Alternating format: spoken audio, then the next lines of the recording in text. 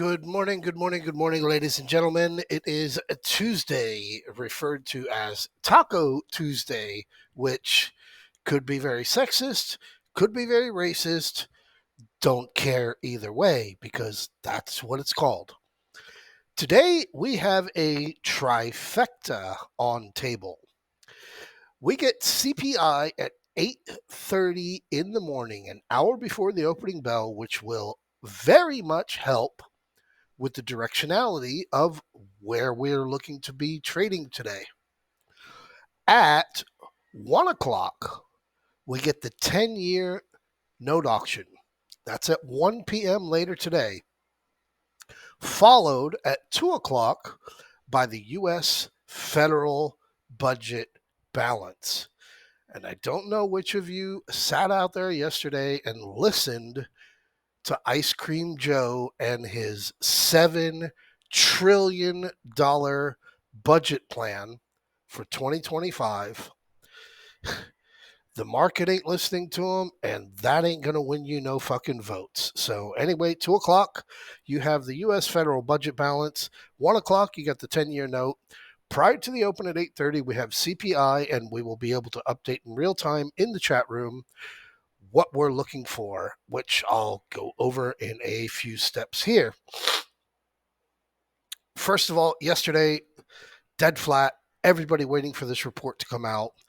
Your trade, 100% worked out. Looking for that red close on Monday, got the red close on Monday. 51.23.69, the close there on Friday. 51.17.94, the close there yesterday, down almost 6 points. This, again, is two back-to-back red closes. Now, this is where we start getting into this algorithm video game data, right? Going back to the Israel invades Gaza bottom of October 27th, we have only had 3 back-to-back closes in red right in the beginning of December 4, 5, 6. And then we did get it again at the very end of the year, December 29th, the final day of the year, and then the first 3 trading sessions of 2024. Since then, we have not produced back-to-back red closes, which makes 51.17.94 very important today. But CPI is going to provide the answers for that, as today, having missed 3 in a row, they have raised the forecast to plus 0.4% this month, making it a little bit harder to miss.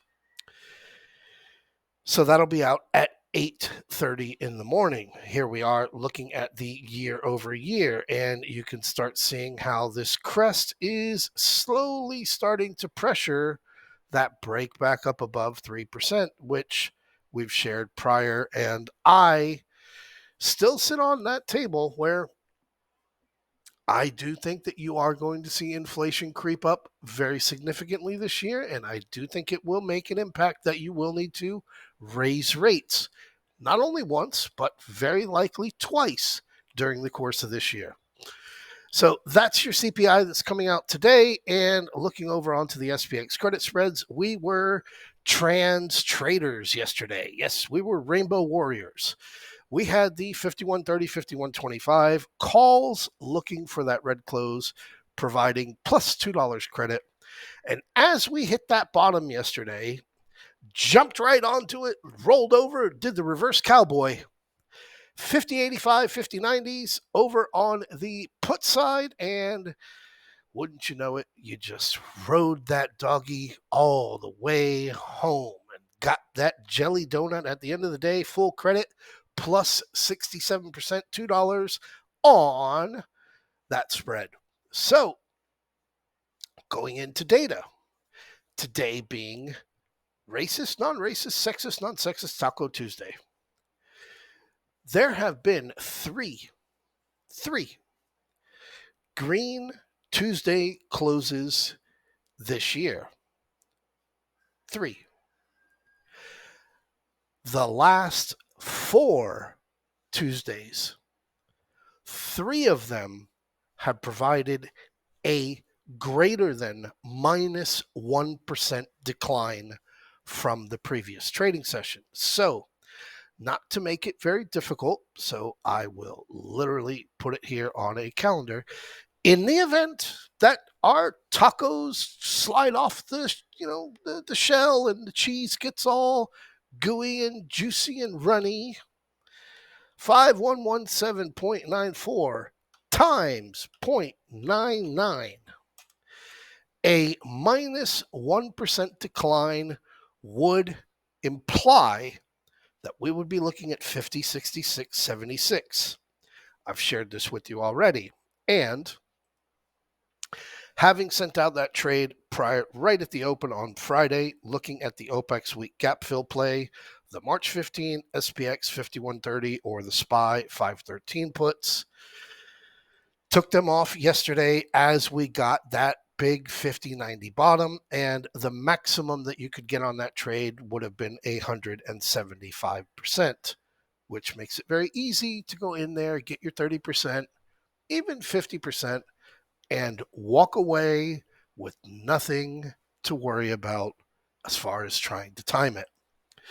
Over on the QQQ, quick look over on QQQ, which was pretty dead yesterday, more or less. Gap down, didn't fill the gap, still got a little tiny gap, which is filled overnight here as we went up into 440.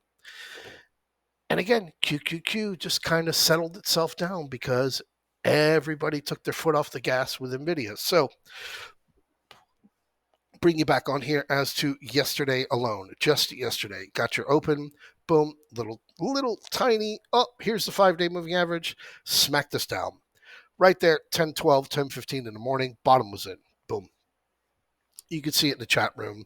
It isn't that we were sitting there at 50.90 going, hey, we're going lower. It was time to take the trade off, period, the end. But as you see here, the momentum of how much energy it took, even though we discussed, getting up to that gap fill, the 51.25, getting up there. I'll pull it up here just to show it on the 1 minute. And yeah, here we are. Looking at this from that bottom, at what time was it? 10:10. You jumped into those 51.25 calls at, where are we? 10:15, 10:10. You got a tiny pop really quick, but you were sitting there, obviously, in the trade going, oh, I can get more. And you got it right back to where you got into.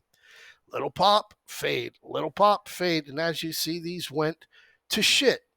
Your $2, if you timed it perfectly, you doubled your money. But if you got over there onto that bullish spread, over onto the put side, selling the puts, like we showed, you bought the 50.85 puts, you sold the 50.90 puts, you got $2 credit, $3 risk.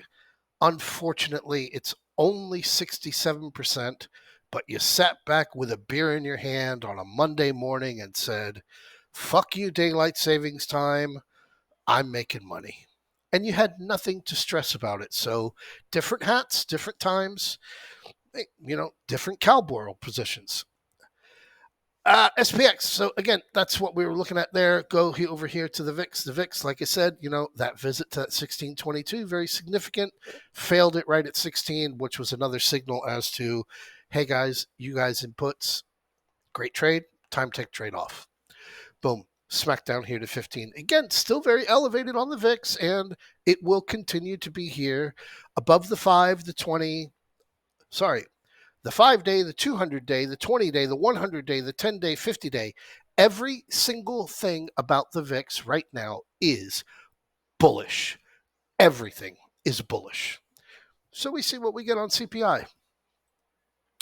QQQ, again, those visits down here to this 436, those visits down to that 433, those visits down there.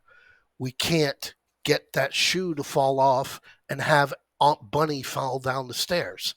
That's what we're waiting for, is that Aunt Bunny falling down the stairs moment, so that we can start to look not only for where our first wave bottom is, but where we will get a bounce to, so that we can get into the bigger, broader picture of the bigger move to the downside after we've got a confirmation. As of now, still looking at that 435, 434, 433 as blockers. And anything up here in this 442, 444 area is just bullshit FOMO. Get short again.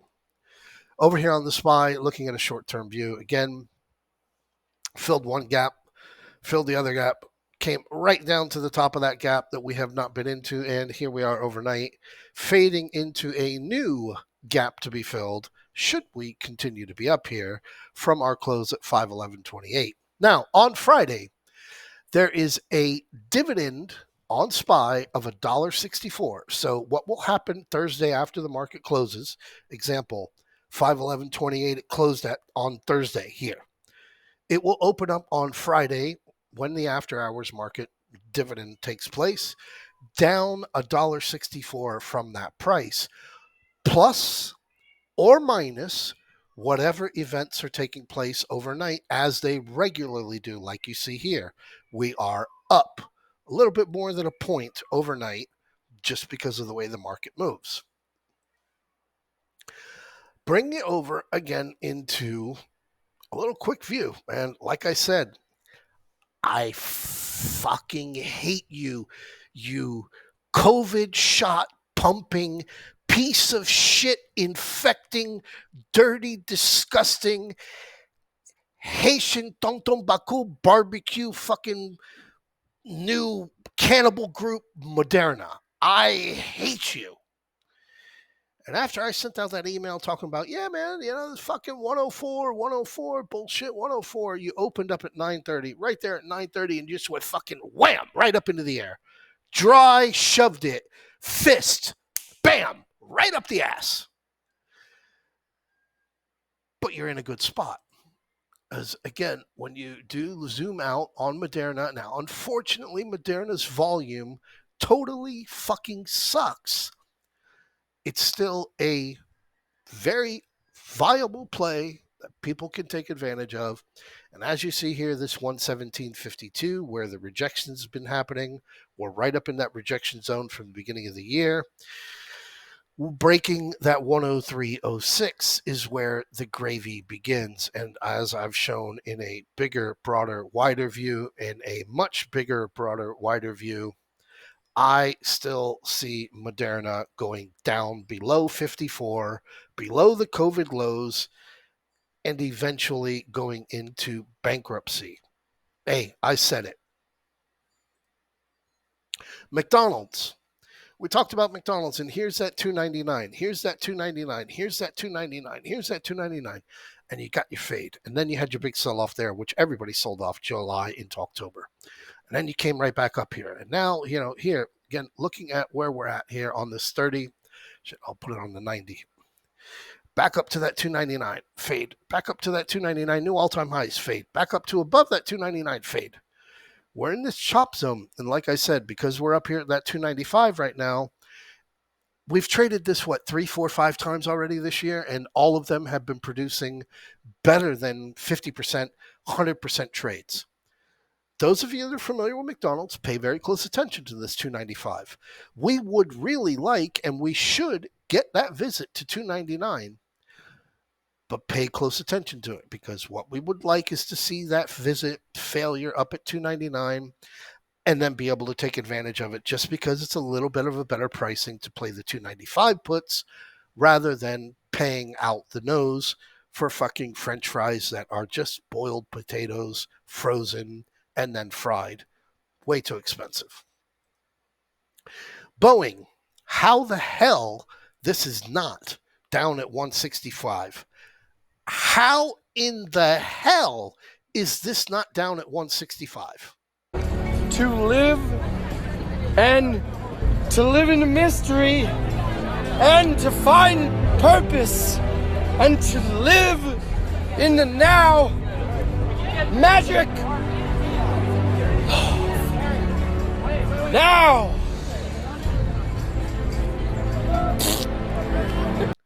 I mean, here's your 737 MAX problem. Here. No, that's COVID. Let me zoom this bitch out. This is where your 737 MAX had big fucking issues. And then you went in here to COVID, which made it even worse. But yeah, how is this? How is this not trading down at 165? How is it not pushing down to 100? Every single day you come out and you've got two news reports every day. Somebody's car got burned in the middle of the street in the middle of the day in Oakland. And another Boeing plane lost a wheel, the fuel's falling out, the fucking plane dropped 35,000 feet in 18 seconds while it was cruising at 800 miles an hour, 75 people got injured. How in the hell is this thing not trading down here at 100? But it's here at 185, and, I get Boeing. So last one but least, NVIDIA. NVIDIA took the day off yesterday. Fucking thank you very much. NVIDIA took the day off yesterday, just kind of floated here in this 850, 842 level. CPI comes out later today. I apologize for wasting so much of your time this morning. CPI, and I will remind you or update you or guide you or give you my view after the CPI report comes out in the chat room. Have a great morning. Have a beautiful Tuesday. Eat your tacos and do that reverse cowboy.